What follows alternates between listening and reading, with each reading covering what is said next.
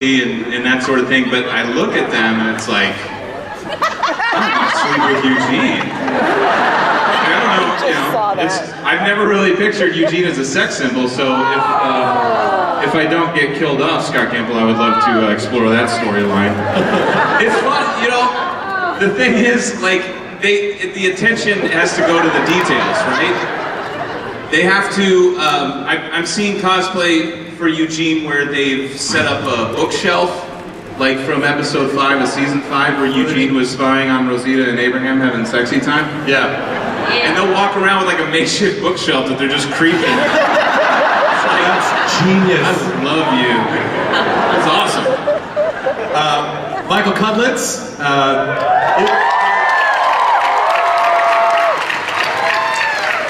That's sort of weird. They sat you in between your ex-girlfriend and your current girlfriend. That's a very strange dynamic. It's kind of awesome. You planned it this way. And the man you want to be with. What was that? Like, what was that experience for him? What was this epiphany that he had in the last, last season? Well, I think it's win-win. Jerry.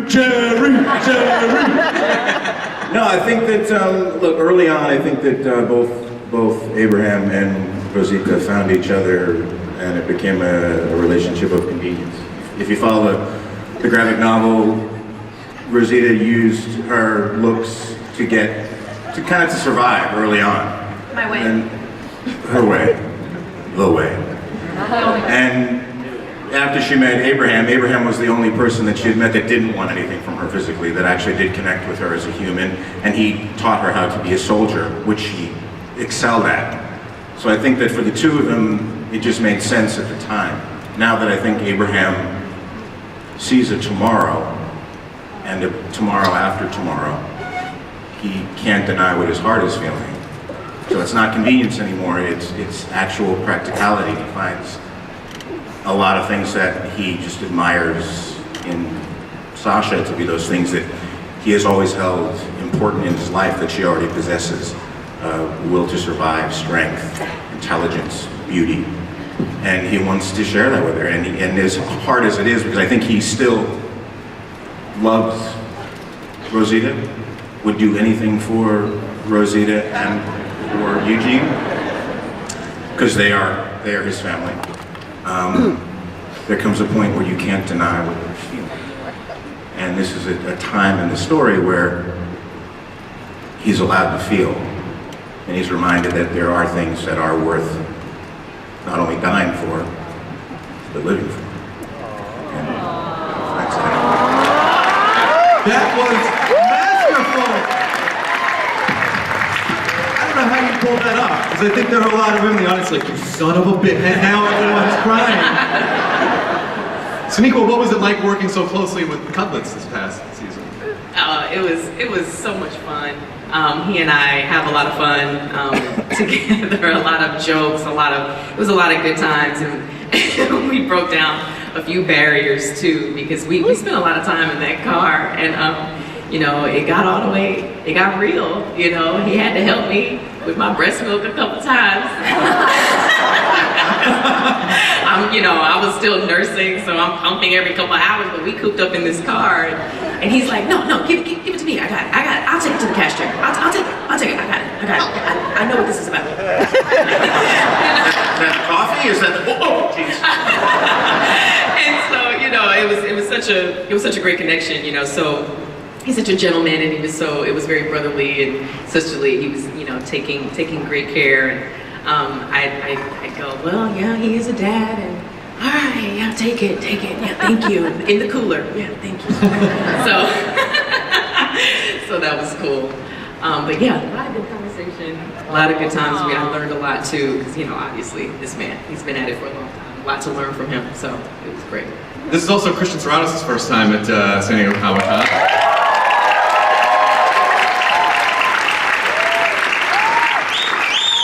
I'm so nervous. This is so intimidating. There's so many of you.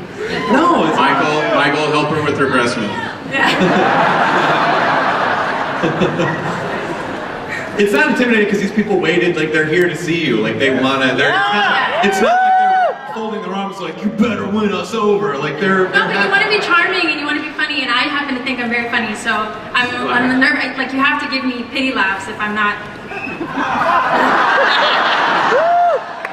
What's been rewarding?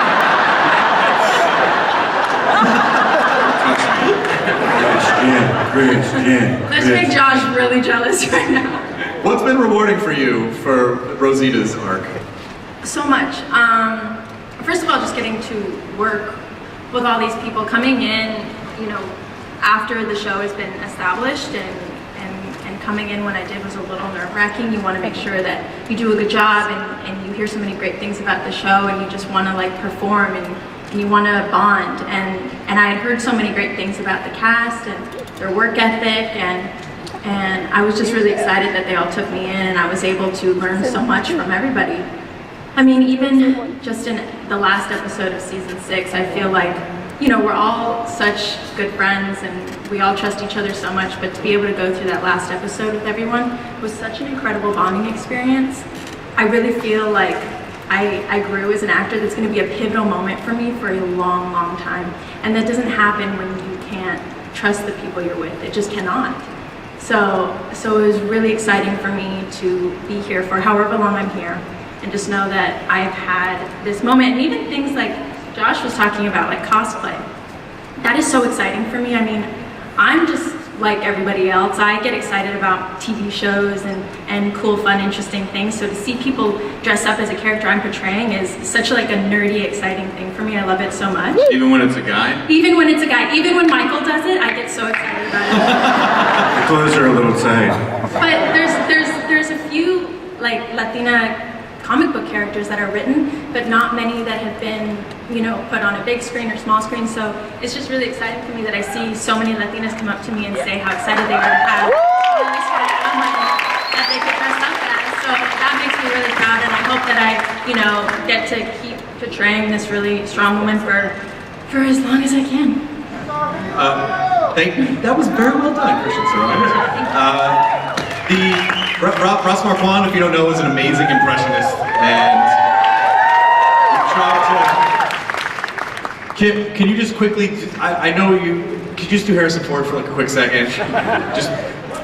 You know what, Chris? I'm tired of your horse crap. You're always getting me up here doing the Harrison Ford and all this. I'm over it. All right? Get off of my panel. What else? Does that happen on the set a lot? Are you able to do that on the set?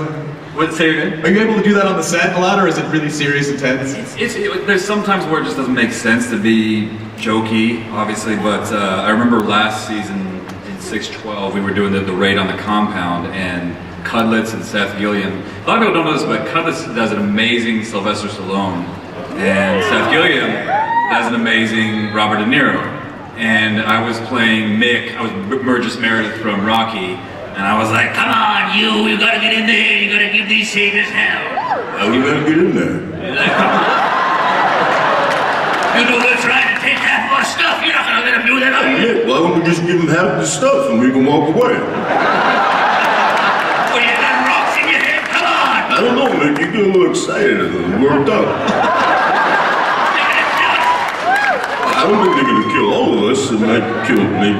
Well, they're gonna kill some of us, and it could be you! Maybe it's gonna be you, Mick. Come on, get in there and give the old opponents try! Well, Mick, if you don't shut up, I'm gonna kill you. All right, sorry.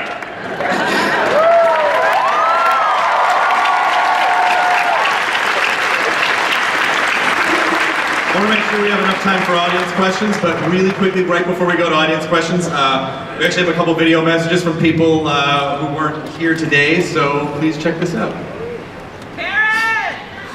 Hello. All true. When will you make a cameo on The Walking Dead?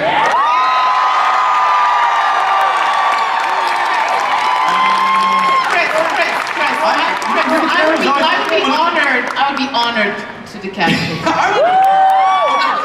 Real truth, Nicotero has offered, come down and we'll make you a walker. Like, I couldn't just appear on the show. Yeah. You know what I mean? Like, that'd be weird. Like, the internet accuses me enough of ruining Walking Dead. I couldn't do it for real if I were on the show.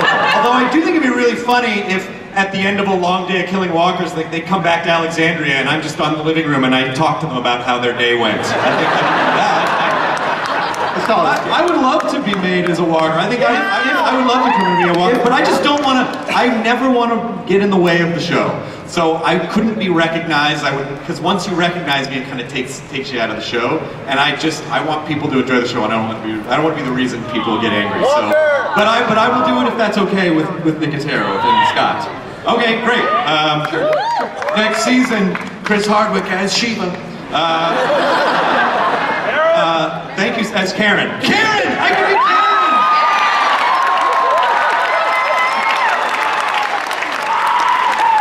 Hello, Carol. You're looking well.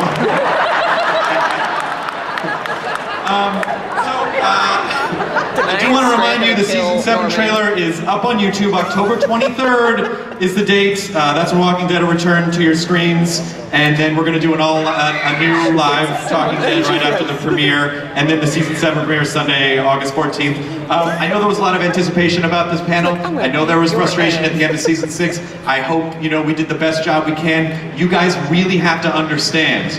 You really have to understand how much these people care about you, how much they care about the fans, how much they care about the show. No one's ever trying to mess with you. Everyone's doing the best they can, and I hope we'll see you at the start of season 7. And thank you for helping us be a part of this amazing journey. Another huge hand for everyone on the panel.